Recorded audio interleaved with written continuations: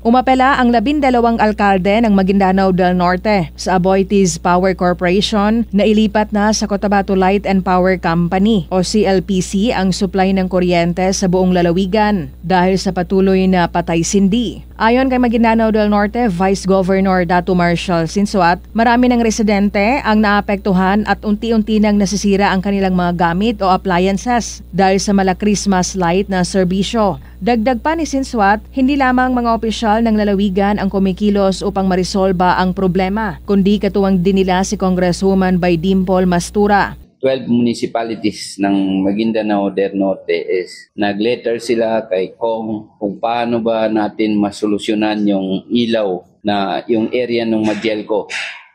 So naka-address ito dun sa Aboitiz, yung Cotabato Light and Power Company.